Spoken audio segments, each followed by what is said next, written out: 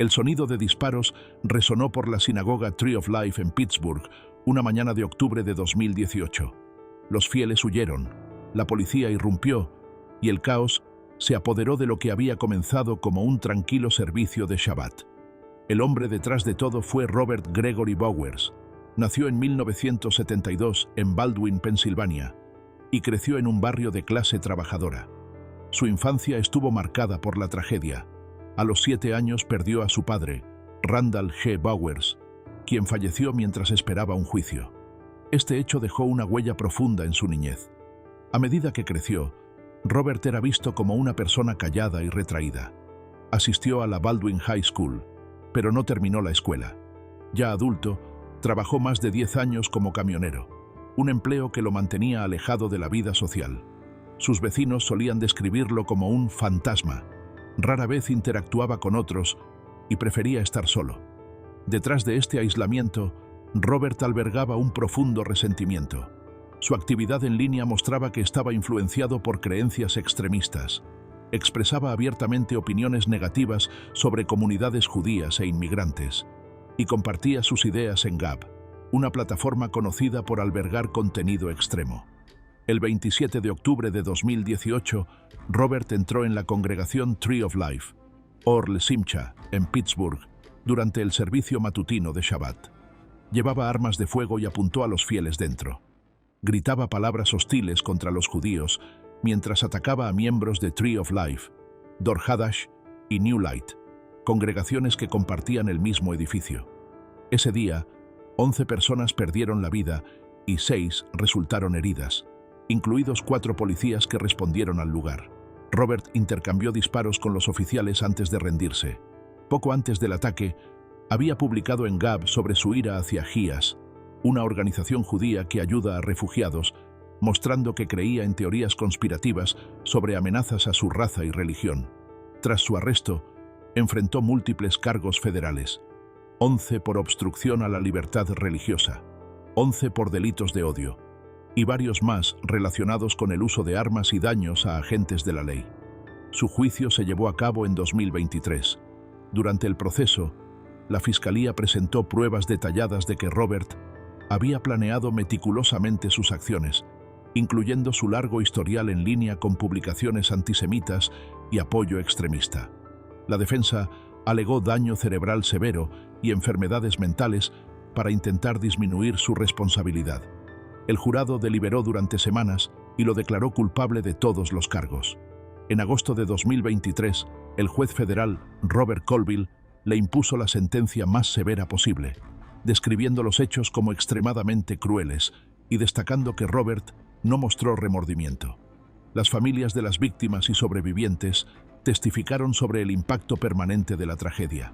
Robert mostró poca emoción durante la sentencia y permaneció en silencio cuando se le dio la oportunidad de hablar, en contraste con las palabras llenas de dolor y justicia de las familias. A agosto de 2025, Robert Bowers sigue preso en la Penitenciaría Federal de Terre Haute, Indiana, esperando la decisión final del gobierno.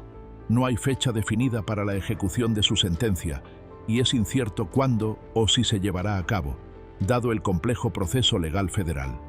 Dylan Roof nació en 1994 en Columbia, Carolina del Sur. Creció en un hogar modesto, pero su infancia careció de estabilidad. Sus padres se separaron cuando era pequeño y vivió con su madre en Eastover, una ciudad mayoritariamente negra. Roof tuvo dificultades en la escuela. Sus calificaciones eran bajas y asistió a varias instituciones diferentes. En 2011, abandonó la secundaria sin graduarse. Su vida social era limitada y solía mantenerse aislado. También tuvo problemas con sustancias, incluyendo marihuana y medicamentos recetados, aunque no tenía antecedentes graves antes del ataque a la iglesia. En los años previos al incidente, Roof se involucró profundamente en grupos en línea con ideas racistas, aumentando su resentimiento hacia la comunidad negra. Incluso escribió un manifiesto en línea donde revelaba su plan de generar conflicto racial. Se preparó cuidadosamente y compró legalmente una pistola Glock 45 gracias a un error en el sistema de verificación del FBI, que no bloqueó la venta a pesar de su arresto anterior relacionado con drogas.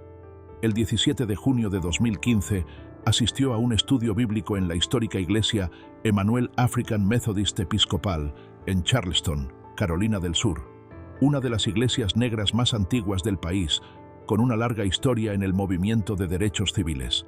Ruth permaneció con el grupo alrededor de una hora, participando en oración y conversación. Alrededor de las 9 de la noche, se levantó, sacó su arma y abrió fuego. 9 miembros de la iglesia murieron, incluido el pastor y senador estatal Clementa Pinckney. Una persona sobrevivió, Polly Shepard, quien luego testificó describiendo cómo comenzó el tiroteo mientras todos estaban de pie para orar. Ruth actuó con la intención de provocar un conflicto racial. En su manifiesto en línea mencionó que el asesinato de Trayvon Martin en 2012 fue un punto de inflexión que alimentó su odio.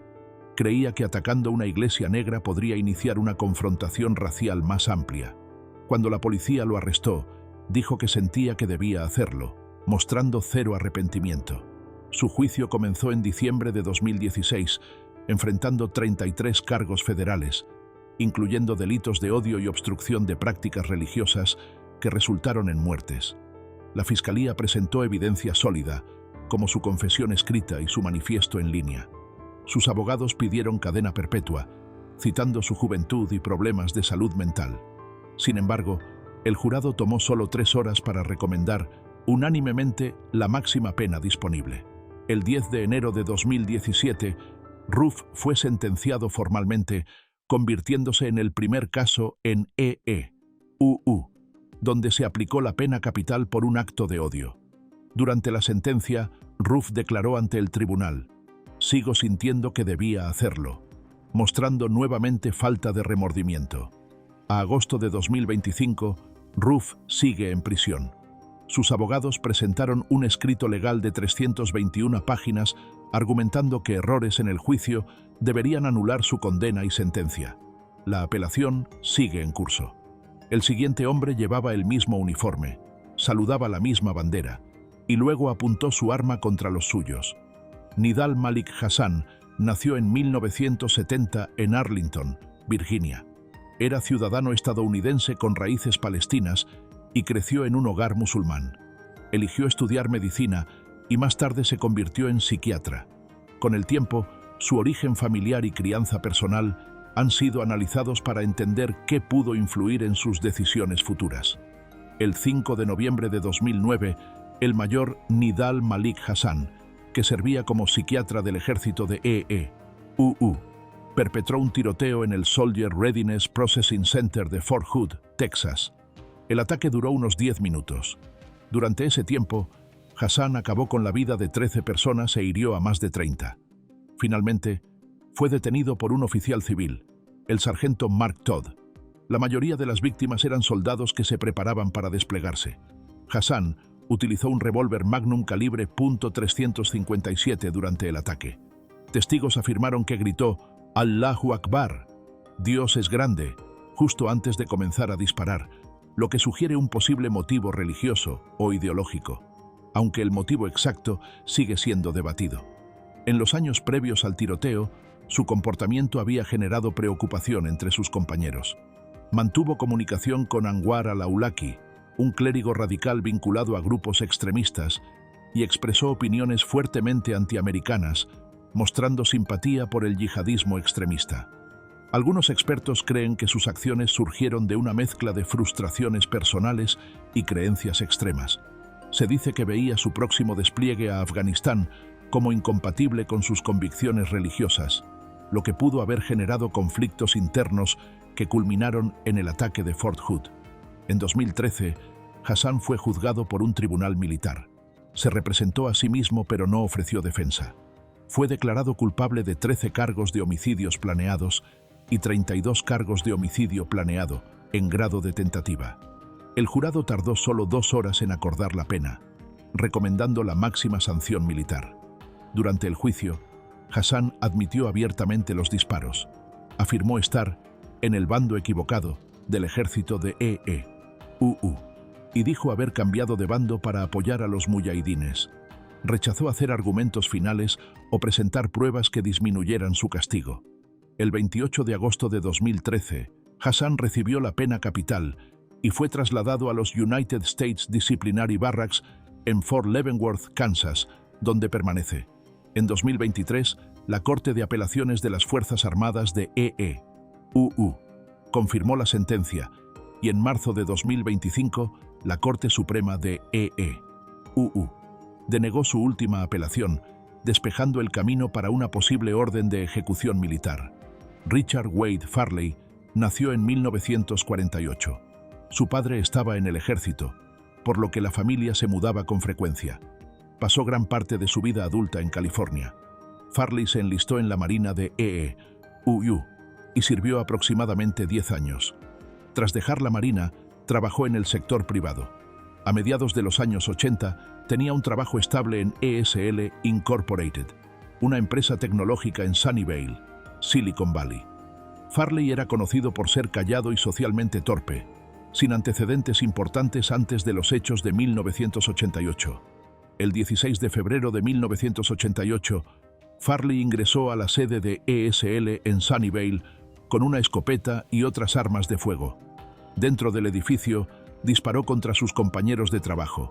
En pocos minutos, 7 personas murieron y 4 resultaron heridas.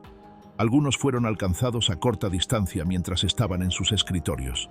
Los sobrevivientes describieron cómo el ambiente normal de oficina se transformó en caos y miedo.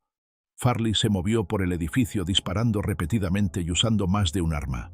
Negociadores de la policía intervinieron y, tras un largo enfrentamiento de varias horas, Farley se rindió. La comunidad quedó impactada y muchas familias profundamente afectadas.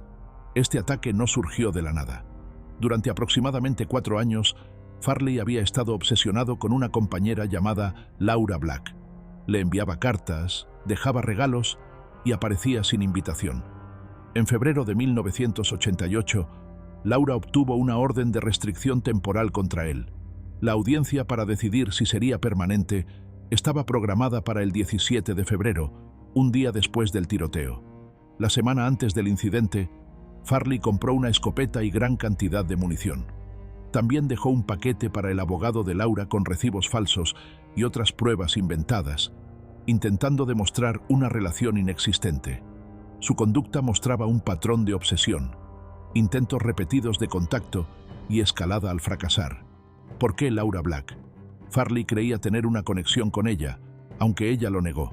Quería su atención y, según declaró en juicio, buscaba que ella sintiera arrepentimiento. Registran documentos judiciales y reportes que muestran que lo persiguió sin descanso y luego dirigió su ira hacia su lugar de trabajo. Ese día de febrero, Farley llegó armado con varias armas, incluyendo una escopeta semiautomática Benelli Riot. Primero disparó a una mujer afuera, luego entró al edificio. Algunos empleados murieron instantáneamente en sus escritorios. Otros resultaron heridos y trataron de esconderse. Laura Black también fue herida, pero sobrevivió y regresó a su trabajo tras una larga recuperación. Farley disparó cerca de 100 veces. Finalmente, los negociadores lograron que se rindiera después de horas, durante las cuales pidió un sándwich y una bebida. Fue detenido en el lugar y acusado de 7 cargos de homicidio en primer grado y varios intentos de homicidio, junto con cargos relacionados. En el juicio, Farley admitió haber quitado vidas, pero se declaró no culpable, alegando que no planeó dañar a tantas personas y que sus acciones fueron impulsadas por obsesión y deseo de morir frente a Laura Black.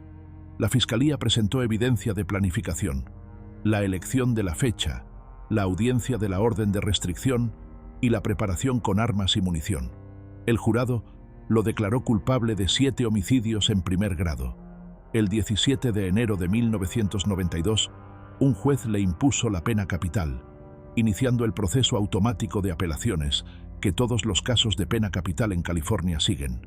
El tribunal concluyó que sus acciones fueron premeditadas. El momento de las compras, años de cartas y contactos no deseados, y la elección de actuar justo antes de la audiencia de la orden de restricción lo demostraban. Las cortes de apelación revisaron y rechazaron sus desafíos al veredicto y la sentencia. El caso de Farley atravesó décadas de apelaciones. En 2009, la Corte Suprema de California confirmó la sentencia en People vs. Farley. Su caso es citado frecuentemente en discusiones sobre tragedias laborales y acoso, y motivó algunas de las primeras leyes antiacoso en EU. Farley pasó décadas cumpliendo la pena capital en California y fue transferido cuando el Estado cambió la ubicación de los reclusos con esta condena. En 2024, el fiscal del condado de Santa Clara, Jeff Rosen, lanzó un programa para revisar casos de pena capital, buscando reemplazar la sentencia por cadena perpetua sin posibilidad de libertad condicional. Farley fue incluido en este programa. Algunos sobrevivientes y familiares reaccionaron con enojo y tristeza, cuestionando cómo alguien que planeó un acto tan brutal podría recibir una reducción de pena. Tras audiencias y testimonios, en marzo de 2025, un juez decidió que la sentencia de Farley permanecería. Por ahora, la pena capital sigue vigente. El siguiente caso muestra lo que sucede cuando el objetivo no son compañeros de trabajo, sino la propia fuerza policial. Kyle David Joeckel nació en 1985 y creció en el área rural de Nebraska, viviendo en la granja de su abuelo. Su infancia estuvo marcada por la pobreza, la inestabilidad y el aislamiento. La familia se mudaba con frecuencia, y Joeckel abandonó la secundaria en 11º grado tras un conflicto con su padre, quien era ministro, y viajaba a menudo debido a problemas económicos. Durante la escuela secundaria, desarrolló problemas con el alcohol, algo común en su comunidad, donde la calefacción de los hogares era un lujo inaccesible. El 16 de Minneapolis de Post, agosto de 2012, oficiales de la oficina del sheriff de la parroquia de St. John the Baptist respondieron a varios incidentes que los llevaron a un parque de casas rodantes en La Place, Luisiana. Mientras se desplazaban entre lugares, fueron atacados por disparos. En una serie de eventos caóticos, 2 oficiales, Brandon Nielsen y Jeremy Trich, fueron asesinados, y otros 2 resultaron heridos. Las autoridades identificaron a varias personas en la escena. En total, 7 individuos fueron detenidos, y varios enfrentaron cargos. Los fiscales se centraron en 2 hombres considerados los tiradores principales, Kyle Joeckel y Brian Lynn Smith. Describieron el incidente como una emboscada, con rifles de estilo militar disparando desde varios puntos. En el juicio, la fiscalía presentó un relato claro. Los oficiales fueron atraídos a una situación peligrosa. Los sospechosos dispararon desde una casa rodante y otros lugares, y uno de los rifles era tipo AK. Testigos, incluidos oficiales sobrevivientes y transeúntes, dijeron haber escuchado disparos de varios tiradores y que todo escaló muy rápido. La evidencia incluía análisis de ADN y sangre, balística y vínculos físicos entre Joeckel, un rifle y la escena. Los fiscales argumentaron que Joeckel no estaba solo cerca, sostenía y disparaba un rifle, contribuyendo directamente a la muerte de los oficiales. Los abogados defensores no negaron la presencia de Joeckel, pero sostuvieron que él nunca disparó. Dijeron que Brian Smith y otros eran los principales tiradores y señalaron inconsistencias en los testimonios de los testigos. Joeckel testificó, negando haber disparado y responsabilizándose solo parcialmente. La fiscalía se apoyó en evidencia forense. Encontraron sangre de Joeckel en un rifle y en sus pantalones, coincidiendo con la de Brandon Nielsen. Los oficiales sobrevivientes describieron lo que vieron y las familias compartieron cómo la pérdida de esposos, padres y compañeros cambió sus vidas. La pregunta clave fue si Joeckel disparó los tiros fatales. La fiscalía dijo que sí. Se armó con un rifle tipo AK, disparó a los oficiales e incluso a uno ya herido, respaldando su afirmación con pruebas forenses. La defensa insistió en que Smith era el tirador y que Joeckel fue culpado injustamente. Tras revisar la evidencia, el jurado falló a favor de la fiscalía, encontrando a Joeckel culpable de 2 cargos de primer grado. Durante el juicio, la defensa presentó su historia: infancia inestable, educación limitada y problemas con el alcohol, mostrando a Joeckel como alguien influenciado por el grupo más que como actor principal. La fiscalía, en cambio, lo vinculó a personas con ideas antigobierno, asociadas al movimiento soberano ciudadano, que rechaza la autoridad gubernamental y ha generado enfrentamientos con la policía. Si Joeckel compartía estas ideas o fue arrastrado por otros, fue parte del debate sobre el motivo. El motivo principal, según los fiscales, era la hostilidad hacia la policía. Los acusados habían planeado resistir y se prepararon para la acción. La defensa argumentó que Yockel no compartía la misma intención. El jurado nuevamente falló a favor de la fiscalía. El juicio de Yockel comenzó en febrero de 2020. Tras deliberaciones cortas, el jurado lo declaró culpable de 2 cargos de primer grado. En la fase de sentencia, las familias de los oficiales describieron su dolor. La defensa pidió cadena perpetua, pero el jurado recomendó por unanimidad la pena más severa. El 10 de febrero de 2023, un juez impuso formalmente la pena capital. Yockel fue trasladado a la Penitenciaría Estatal de Luisiana, donde permanece esperando la ejecución. Sus abogados han presentado apelaciones, que aún están en curso. Yockel fue juzgado por separado de Brian Smith, quien también estaba acusado de disparar, pero fue declarado mentalmente incapaz de enfrentar juicio y enviado a un centro de salud mental. La cantidad de personas involucradas y la condición de Smith complicaron el proceso legal. Los jurados para el caso de Yockel fueron seleccionados en la parroquia de Rapides debido a la alta publicidad en Saint John. A 2025, Yockel sigue en prisión cumpliendo la pena más severa. En 2023, Luisiana debatió sobre la pena capital. Actualmente, su estatus legal es de reo condenado que continúa apelando ante tribunales estatales y federales. Stephen Shaver creció en Indiana y se mudó al centro de Florida a fines de 2018. Quienes vivían cerca lo describían como una persona callada y reservada. Su historial laboral era inestable. Probó cursos en línea, pero no permaneció mucho tiempo. También sirvió brevemente en el ejército. En noviembre de 2018 aceptó un puesto de aprendiz en el Departamento de Correcciones de Florida, en la institución correccional de Avon Park. Dejó ese puesto el 9 de enero de 2019, solo 2 semanas antes del incidente en Sebring. Su vida personal mostró relaciones difíciles con personas cercanas. Una exnovia dijo que tenía un fuerte interés por las armas y temas oscuros, información que se hizo pública tras los hechos en el banco. El 23 de enero de 2019, poco después del mediodía, Shaver ingresó al SunTrust Bank en Sebring, Florida. Testigos dijeron que llevaba un chaleco táctico y un arma de fuego. Dentro había varios empleados y al menos un cliente.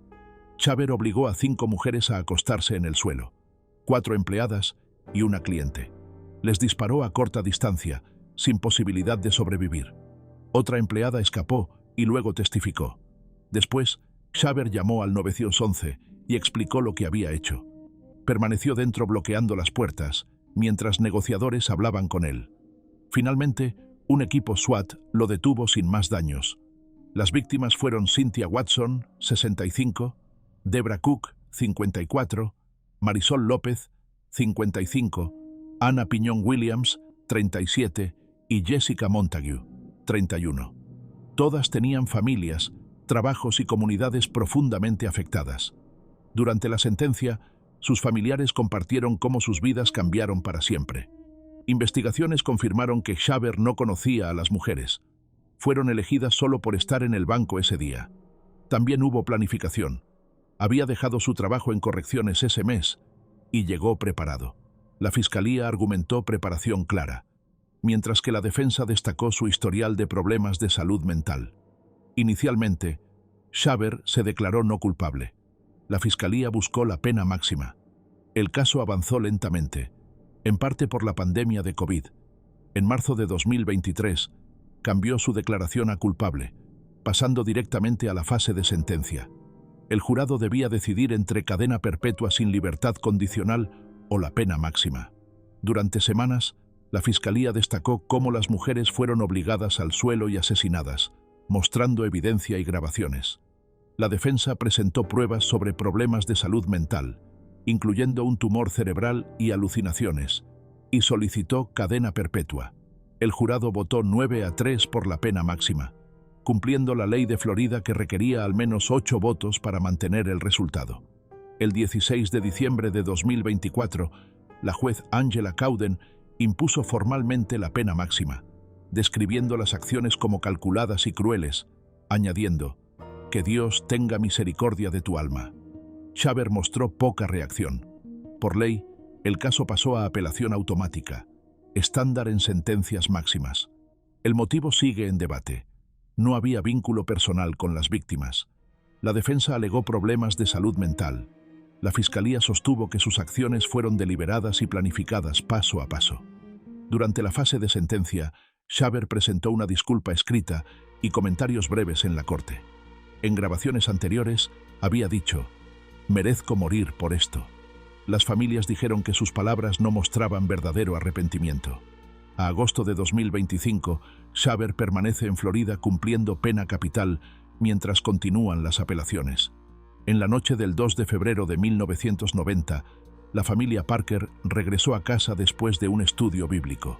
Al llegar a su vivienda rural en el condado de Quitman, encontraron la casa completamente saqueada. Los investigadores más tarde señalaron que la escena mostraba, paso a paso, cómo los eventos dentro de la casa habían empeorado. 2 hombres habían irrumpido violentamente, atando a la familia. Uno de ellos incluso cortó un dedo para llevarse un anillo de matrimonio. Una niña de 9 años fue forzada a un acto inapropiado. 3 miembros de la familia fueron luego asesinados a tiros y la casa fue incendiada. Carl Parker, su esposa Bobby Joe y su hijo de 12 años, Gregory, murieron. La hija de 9 años, Charlotte Joe, sobrevivió al tiroteo pero posteriormente falleció por inhalar humo cuando la casa se quemaba. Los actos fueron personales y cometidos de manera que demostraban que los intrusos querían borrar a toda la familia. Las investigaciones vincularon el allanamiento a 2 hombres, Robert Simon Jr. y Anthony Carr. La evidencia física de la casa Parker, así como objetos recuperados en los domicilios de los hombres, los conectaba directamente. Pruebas forenses, incluyendo análisis balísticos e investigación del incendio, también confirmaron que ambos estaban dentro de la casa esa noche. Se encontraron pertenencias de los Parker en sus hogares y las marcas en la escena coincidían con armas vinculadas a ellos. Los fiscales argumentaron que no se trató solo de un robo. Se convirtió en sufrimiento prolongado y múltiples tiroteos, seguidos por el incendio para ocultar los hechos. Simon fue arrestado el 3 de febrero de 1990 y enfrentó múltiples cargos graves. El Estado lo juzgó en distintos condados para reducir la publicidad y garantizar un jurado imparcial. Los juicios de Simon se realizaron en etapas. En un condado, enfrentó cargos relacionados con la muerte de Charlotte Joe. El jurado no llegó a un consenso sobre la pena capital, por lo que recibió cadena perpetua en ese caso. Más tarde, en otro juicio, fue condenado por la muerte de Carl, Bobby Joe y Gregory, recibiendo pena capital por esos 3 cargos. Documentos judiciales y fallos de la Corte Suprema de Mississippi mostraron que el Estado buscó la pena más dura posible.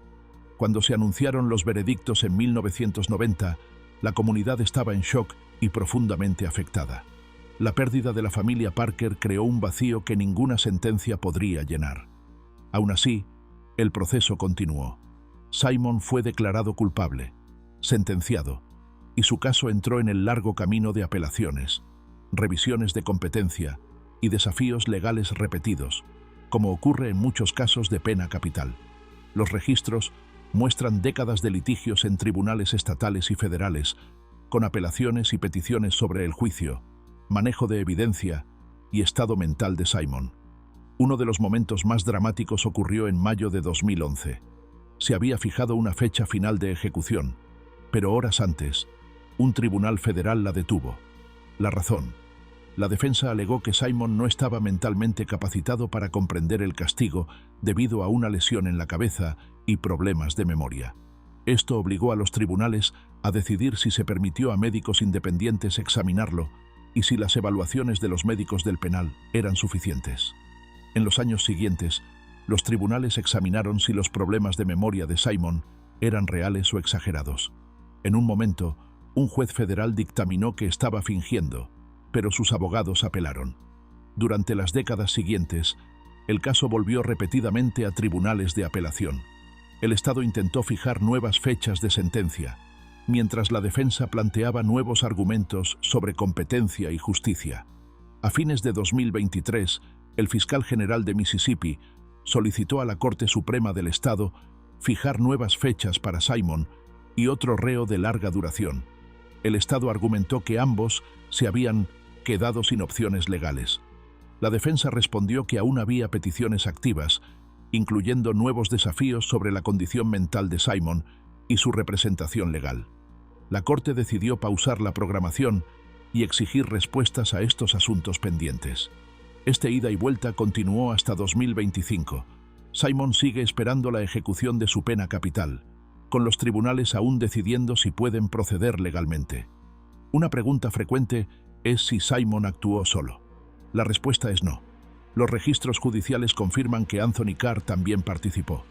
Ambos estuvieron involucrados en el allanamiento, los daños y los tiroteos. La evidencia del juicio los vinculó a la escena y a los objetos robados.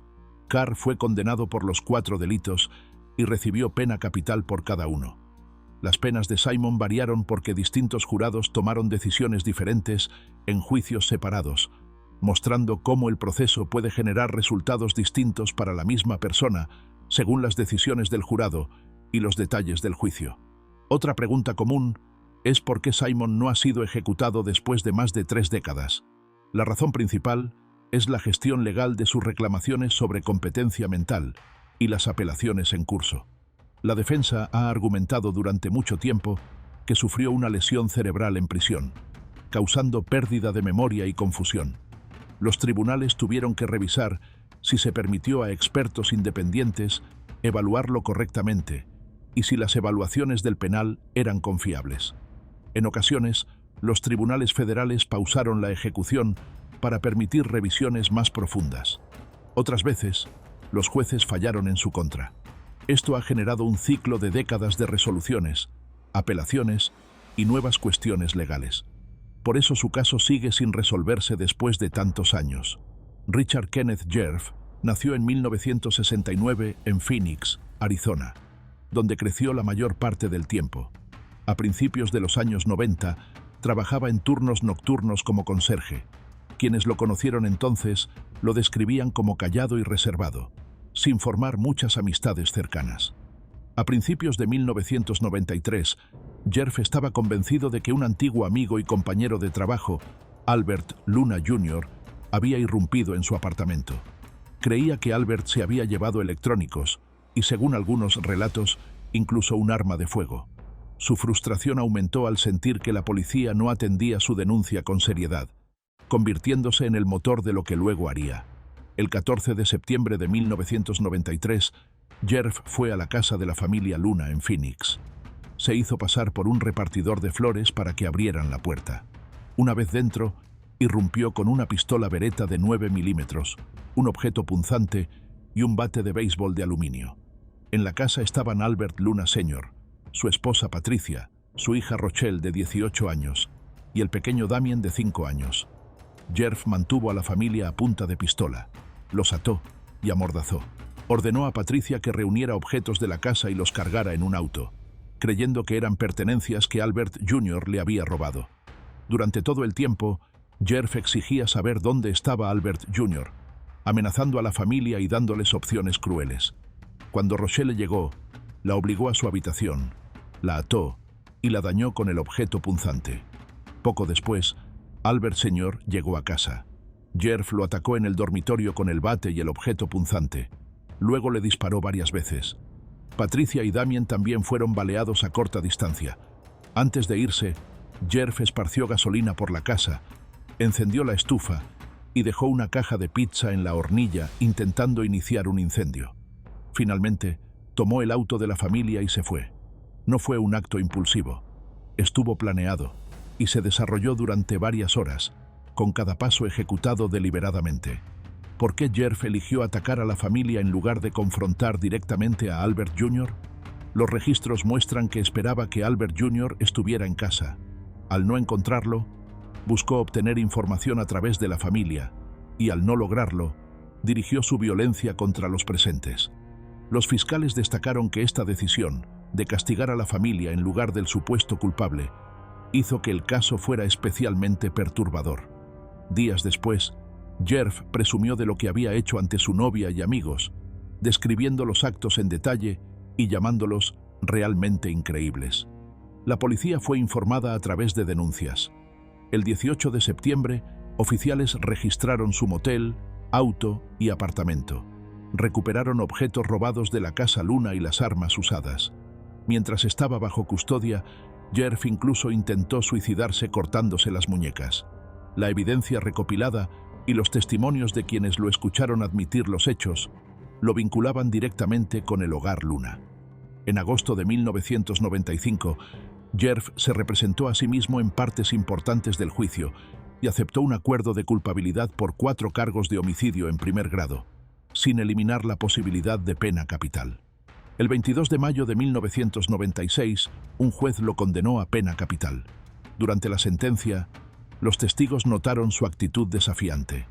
Incluso dijo: «Solo pueden quitarme la vida una vez». El juez observó que parecía disfrutar del sufrimiento que causó, lo que influyó fuertemente en la decisión de la condena. Su caso pasó por años de apelaciones y peticiones. Los tribunales estatales y federales revisaron su competencia para representarse y la correcta realización del juicio. Las apelaciones fueron repetidamente rechazadas. En 2025, tras décadas de desafíos legales, sus apelaciones se agotaron. El 19 de agosto, la Corte Suprema de Arizona fijó la fecha de ejecución para el 17 de octubre de 2025, que se llevará a cabo mediante inyección de pentobarbital, método estándar en el estado. Las 4 víctimas de la familia Luna fueron Rochelle Lynn Luna, 18, Albert Beltrán Luna, 47, Patricia Luna, 42, y Damien Javier Luna, 5. La tragedia dejó a familiares y a la comunidad profundamente conmocionados, siendo recordada durante años como uno de los casos familiares más impactantes de Phoenix.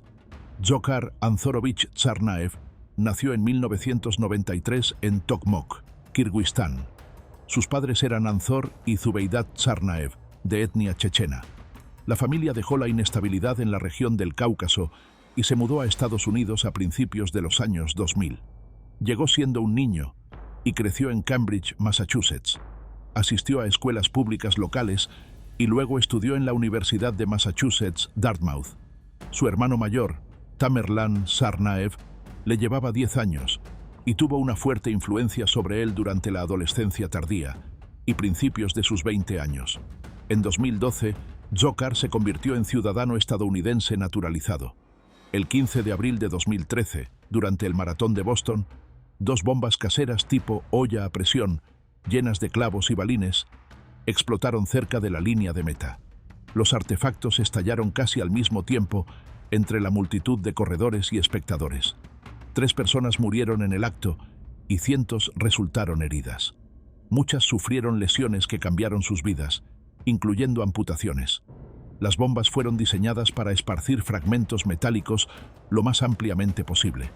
Fotografías y pruebas judiciales posteriores mostraron cómo los hermanos las construyeron, las sincronizaron y las colocaron cerca de la multitud. Las explosiones conmocionaron a la ciudad y destruyeron lo que debía ser un evento alegre y familiar. En los días siguientes, los investigadores conectaron el atentado con los hermanos. El 18 de abril, el oficial de policía del MIT, Sean Collier, fue emboscado y asesinado en el campus. Se identificó a los hermanos como responsables. Poco después, obligaron a un hombre llamado Dun Meng a entregar su automóvil y conducirlos, liberándolo luego ileso. Los hermanos fueron perseguidos por la policía en Watertown. Un tiroteo dramático estalló en las calles. Lanzaban explosivos y disparaban a los oficiales. Tamerlan resultó herido y fue atropellado durante la fuga. No sobrevivió. Dzhokhar huyó a pie y fue encontrado escondido dentro de un pequeño bote en un patio. Fue detenido tras sufrir graves heridas. Expertos concluyeron que los hermanos habían sido influenciados por creencias extremistas. Tamerlan estaba más profundamente inmerso en estas ideas, habiendo viajado al Cáucaso antes del maratón y estando bajo vigilancia. Dzhokhar, más joven e impresionable, siguió a su hermano mayor. Los registros judiciales y de inteligencia indicaron que actuaron como represalia por acciones de EEUU en países musulmanes y fueron inspirados por propaganda extremista, describiéndose como autorradicalizados, actuando por cuenta propia y no bajo órdenes directas de ningún grupo extranjero. Se confirmó que Dzhokhar no actuó solo. Su hermano lideró la construcción de los dispositivos y lo guió, aunque Dzhokhar también participó activamente en fabricarlos, colocarlos y en los eventos posteriores. La corte lo trató como participante activo de un plan conjunto con su hermano. Cuando fue capturado el 19 de abril, Djokhar presentaba varias heridas graves. El gobierno federal presentó una acusación detallada, incluyendo uso de un arma de destrucción masiva causando muertes, conspiración y destrucción de propiedad vinculada a las explosiones y actos posteriores. El documento describía cómo los hermanos prepararon los artefactos, los materiales que usaron y los pasos que siguieron. En 2015 comenzó su juicio federal. Los fiscales presentaron evidencia física, fotografías, videos de vigilancia, análisis forense y registros digitales. Expertos explicaron cómo se construyeron las bombas y cómo los fragmentos metálicos causaron lesiones específicas. Sobrevivientes y familias ofrecieron testimonios emotivos sobre sus pérdidas y secuelas.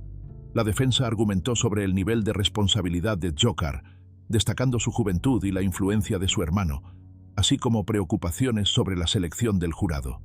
Aún así, el jurado lo encontró culpable de los 30 cargos. La fase de sentencia no trató la culpabilidad, sino el castigo. En junio de 2015, un jurado recomendó la pena capital para 6 de los cargos, y el juez la confirmó. El caso no terminó allí. En 2020, un tribunal de apelaciones federal anuló la pena capital por problemas en la selección del jurado y procedimientos del juicio. Sin embargo, en marzo de 2022, la Corte Suprema de EEUU revirtió esa decisión y reinstauró la sentencia capital. A 2025, Djokhar permanece en una instalación Supermax. El proceso de apelaciones duró muchos años. La defensa cuestionó la honestidad de jurados y restricciones en la comunicación y acceso a materiales de Djokhar, temas que fueron centrales en las apelaciones. La Corte Suprema finalmente determinó que esos errores no requerían un nuevo juicio de sentencia.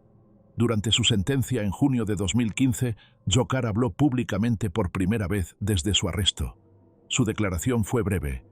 Quisiera ahora disculparme con las víctimas y sobrevivientes. Lamento las vidas que he tomado, el sufrimiento que he causado, el daño que he hecho.